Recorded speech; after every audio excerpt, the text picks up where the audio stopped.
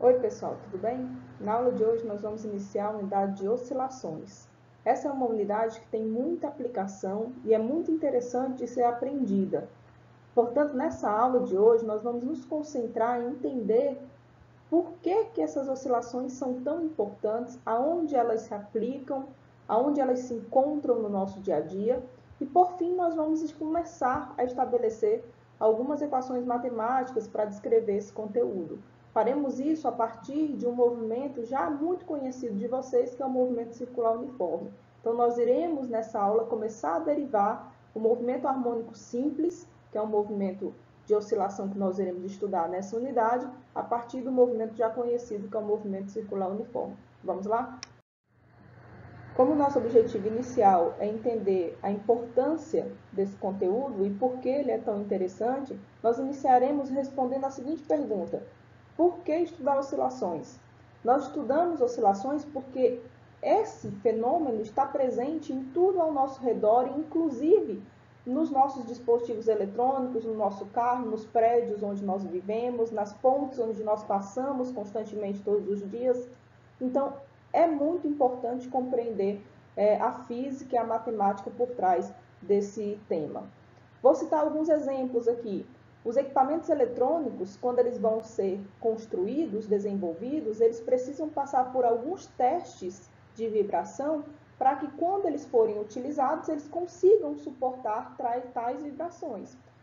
Outro exemplo, os prédios, eles têm que ser construídos levando em consideração as oscilações que eles sofrem devido a diversas intempéries, como ventos, terremotos, furacões.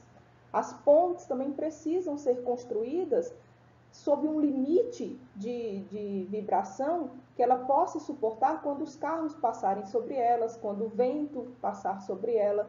Então, existem diversos pontos de aplicações que esse conteúdo se enquadra, e é por isso que a gente estuda ele. Dessa forma, nós vamos, nos pontos seguintes, apresentar alguns exemplos interessantes e discutir um pouco sobre as oscilações do nosso dia a dia. Um exemplo de evidência de oscilações bastante conhecido, acredito que muitos já tenham ouvido falar do caso da ponte do Millennium, a Millennium Bridge, que é localizada na cidade de Londres, na Inglaterra.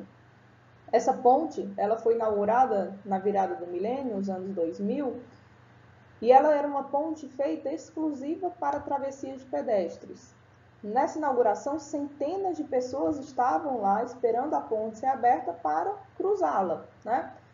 Com isso, quando as pessoas começaram a passar, muitas pessoas, o sincronismo dos passos dessas pessoas fizeram com que a ponte apresentasse um balanço lateral, ou seja, sofresse uma oscilação.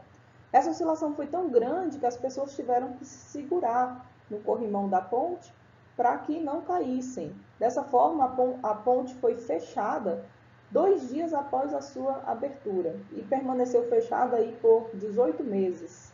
Durante esse período fechado, foram instalados amortecedores com o objetivo de minimizar, ou seja, amortecer esse balanço lateral, e depois foi reaberta ao público novamente.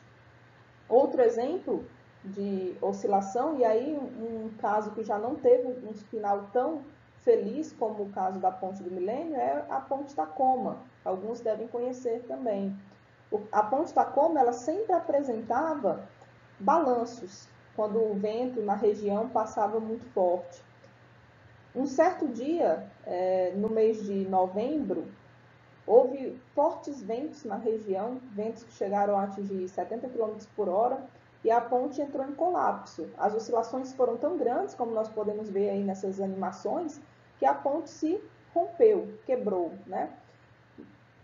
Felizmente não houve vítimas, mas foi um grande desastre, um grande prejuízo. A ponte ficou apenas em pé por 4 meses. Ela foi inaugurada no ano de 1940 e por 4 meses ela ficou resistente. Depois ela entrou em colapso devido a essas oscilações.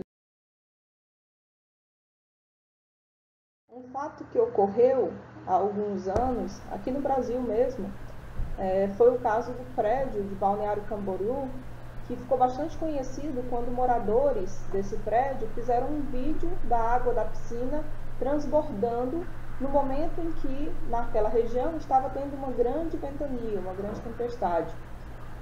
Essa oscilação que o prédio sofreu é normal, e os prédios já são construídos e projetados levando em consideração essa oscilação que ele deverá sofrer. Inclusive, essas oscilações garantem a elasticidade da estrutura e previnem riscos de ruptura, por exemplo. Dessa forma, essas oscilações já são pensadas de modo a não serem muito grandes para promover o bem-estar e o conforto dos moradores.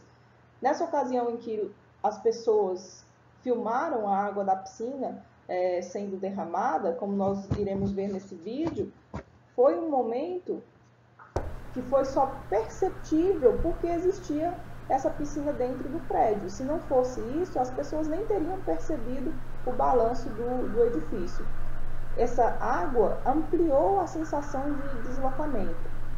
Quando esses prédios altos são construídos, diversos testes, diversos fatores são levados em consideração e eles já são projetados para suportar oscilações e suportarem ventos muito maiores do que aqueles em que a região que será construído é acometida. Isso inclui diversos testes, como, por exemplo, testes em túneis de vento, testes de vibração. Então, essas estruturas são mesmo construídas pensando-se e estudando-se as oscilações que elas podem sofrer. Então, para nós finalizarmos esse início introdutório, vamos falar um pouco da engenharia dos grandes edifícios. Esse tema muito tem a ver com o estudo que nós vamos começar a desenvolver de oscilações.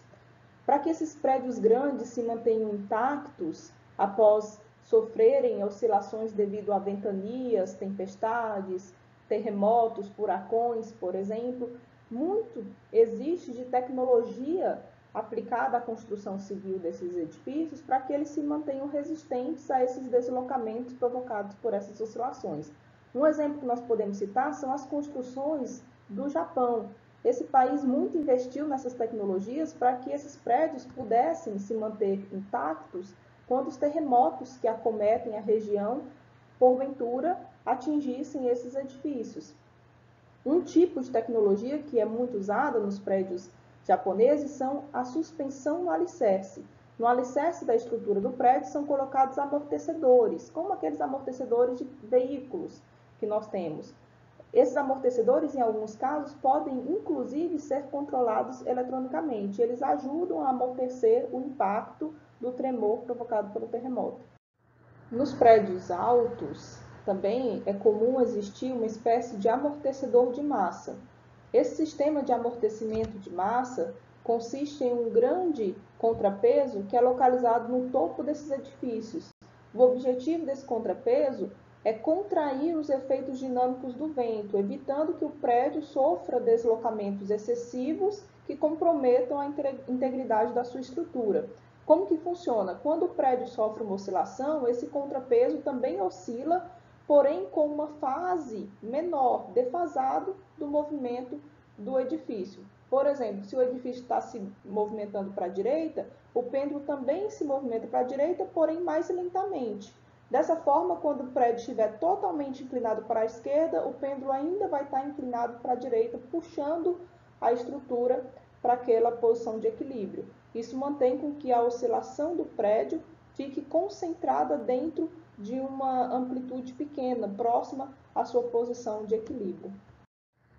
O Taipei 101, que é um dos edifícios mais altos do mundo, localizado no Japão, utiliza esse sistema de amortecimento de massa.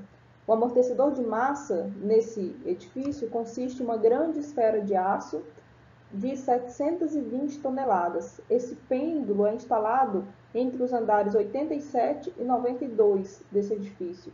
A eficácia desse sistema foi comprovada quando a região foi acometida por ventos de 210 km por hora. Essa ocasião provocou um deslocamento, ou seja, uma amplitude de oscilação desse pêndulo de mais de 90 centímetros. Enquanto isso, a estrutura do prédio manteve-se intacta e sofreu deslocamentos próximos à posição de equilíbrio, pequenas oscilações imperceptíveis aos moradores do prédio. Vamos então iniciar o estudo do movimento periódico ou harmônico. O movimento periódico é um movimento que se repete em um intervalo de tempo. Esse movimento também é conhecido como harmônico, e nós vamos estudar um caso especial desse movimento, que é o movimento harmônico simples. O que caracteriza um movimento harmônico simples? É um movimento que existe uma posição de equilíbrio e existe um movimento simétrico em ambos os lados. Ou seja, o sistema passa por duas posições iguais e opostas, como nós podemos ver aqui nessa simulação. Ela passa por um ponto menos A e por um ponto A. Esse movimento é provocado devido a uma força restauradora que tende sempre a manter o sistema na posição de equilíbrio, a retornar o movimento para a posição de equilíbrio. Quando nós estudamos oscilações, dois parâmetros são muito importantes nesse estudo, é o período e a frequência do movimento. O período representa o tempo necessário para o sistema completar uma oscilação. Já a frequência é o número de oscilações que cabem nesse intervalo de tempo. A relação matemática entre essas duas grandezas é uma relação inversamente proporcional, ou seja, o período é igual ao inverso da frequência, o que implica que a frequência é o inverso do período. Então, essas duas relações são muito importantes e serão muito úteis no nosso avanço nesse estudo de oscilações. Vamos analisar, então, através dessa simulação, as relações de período e frequência de um movimento harmônico simples. Aqui a gente tem um sisteminha massa-mola, e nós vamos ajustar inicialmente o parâmetro do período para 10 segundos.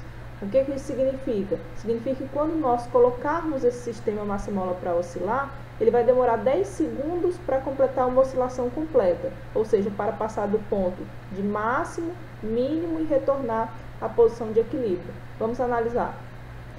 Então, ó, ele passou aqui pela posição máxima agora, voltou aqui na posição de equilíbrio, a posição mínima, está retornando à posição de equilíbrio, onde vai completar uma oscilação completa, ó, em exatamente 10 segundos, como o período aqui que foi ajustado. Ou seja, o período é o tempo necessário para completar uma oscilação.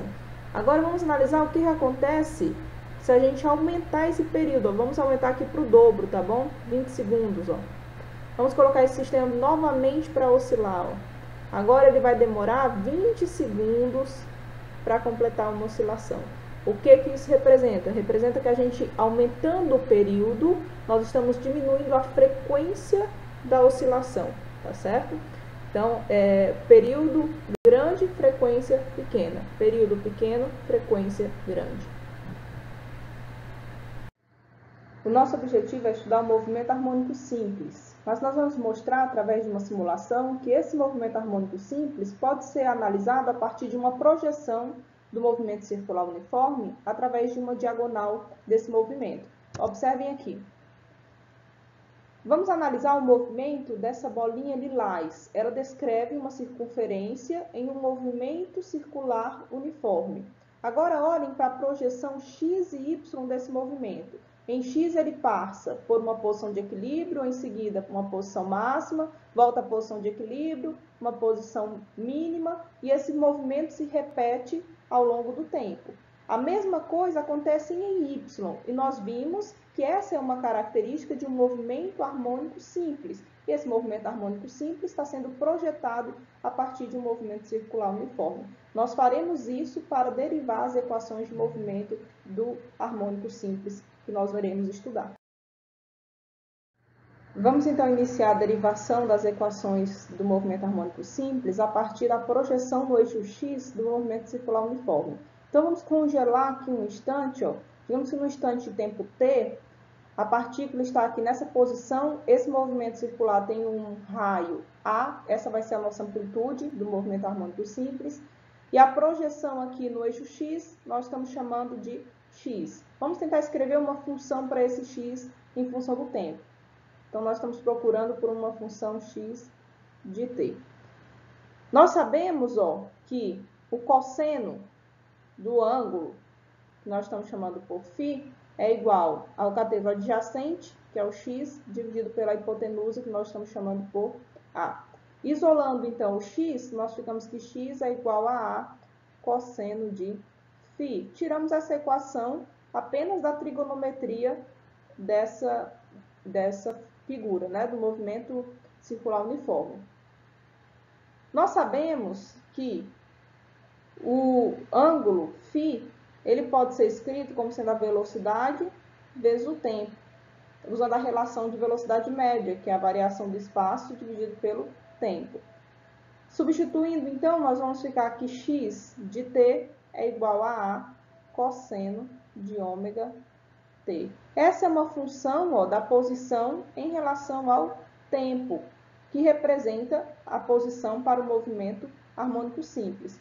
Nós costumamos acrescentar ao argumento dessa função trigonométrica uma constante de fase, que nós representamos por um ângulo. Essa constante de fase, ela serve para deixar essa equação geral, para que esse sistema possa iniciar o movimento de qualquer posição, não somente da posição de ponto máximo, onde essa constante seria igual a zero.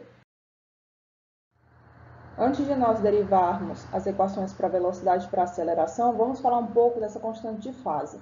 Nós incluímos essa constante de fase no argumento da função trigonométrica para tornar aquela equação geral. Como assim? Para que nós possamos usar aquela equação independente da posição aonde o movimento seja iniciado. Por exemplo, a equação que nós obtivemos para a posição é essa. Digamos que no instante t igual a zero, o sistema comece o movimento partindo da amplitude máxima. Vamos ver quanto que vale essa constante de fase. Vamos aplicar essa condição aqui, ó. X de t igual a zero é igual a A cosseno de ômega vezes zero mais a constante de fase.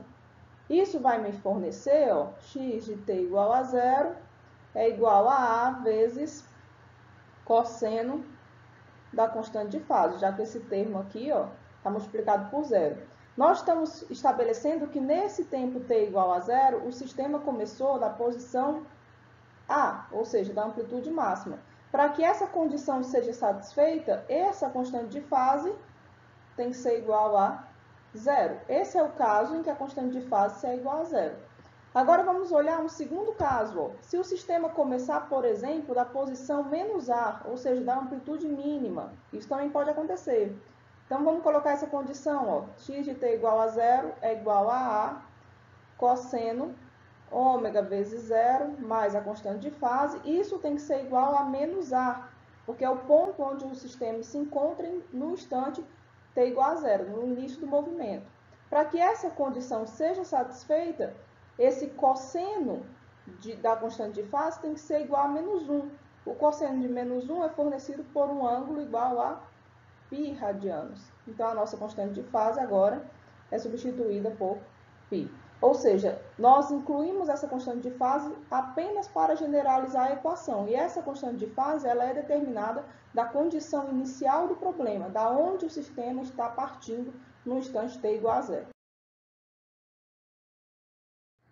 Nós sabemos que no caso de um movimento circular uniforme, a velocidade tangencial aponta em uma direção tangente à trajetória e que o ângulo dessa velocidade com o raio do movimento é 90 graus. Então, nós vamos ficar com um sistema como esse, onde esse ângulo é 90 graus, então o ângulo da velocidade com a direção x é esse daqui, que nós vamos dizer que é 90 menos θ. Isso significa que a projeção da velocidade no eixo x vai ser uma função cosseno de 90 menos θ. E a gente pode escrever a velocidade vx igual a menos. Esse sinal de negativo é porque a direção dessa velocidade está para a esquerda, ou seja, apontando no sentido negativo do eixo x, menos v cosseno de 90 menos θ. Nós sabemos que o cosseno de 90 menos θ é igual ao seno de θ. Então, a gente pode escrever essa velocidade como sendo Vx igual a menos V seno de θ. Essa relação nós tiramos da trigonometria dessa projeção x do movimento circular uniforme. Fazendo, então, a relação de velocidade com o raio, que nós aprendemos lá nas rotações, a velocidade V pode ser escrita como sendo ômega, que é a velocidade angular ou frequência angular, que nesse caso nós vamos nos referir por frequência, tá bom? Vezes o raio, que é a amplitude do movimento, e substituindo o ângulo por ômega t mais a constante de fase, que nós já determinamos na função passada para a posição em função do tempo, a gente vai ter que a nossa velocidade em função do tempo para o movimento harmônico simples é igual a menos ômega vezes a seno de ômega t mais φ. Essa é a nossa função para a velocidade em um movimento harmônico simples. Observe que essa relação foi tirada da projeção do movimento circular ao longo do eixo x, mas ela poderia ter sido derivada também através da derivada da posição que nós determinamos anteriormente em função do tempo. Dá a mesma resposta. Como esse movimento é circular uniforme, a aceleração tangencial, que é a aceleração que muda o módulo da velocidade, ela deve ser igual a 0 metros por segundo ao quadrado. Dessa forma, nós temos apenas a aceleração radial ou centrípeta, que aponta direcionada ao centro dessa trajetória. Então, aqui nós temos a nossa aceleração centrípeta. Dessa forma, a gente fica com um sistema como esse, onde nós estamos procurando pela componente x dessa aceleração. A componente x dessa aceleração vai ser a x igual a, menos também porque, se você observar o sentido aqui está à esquerda, né? Ou seja, apontando para o eixo negativo, cosseno de θ. Escrevendo, então, o θ como ômega t mais a constante de fase, e escrevendo a aceleração centrípeta como sendo ômega ao quadrado vezes o raio da trajetória, ômega ao quadrado vezes a, nós vimos essa relação lá nas rotações, a gente tem que a nossa função para aceleração em um movimento harmônico simples é dada como menos ômega ao quadrado vezes a cosseno de ômega t mais a constante de fase. Essa equação também poderia ter sido obtida através da derivada da velocidade em função do tempo, a velocidade que encontramos anteriormente. Com isso, nós derivamos já as três grandezas principais do movimento harmônico simples: a posição, a velocidade e a aceleração em função do tempo. A partir disso, agora nós podemos avançar no nosso estudo desse tipo de movimento oscilatório nas próximas aulas.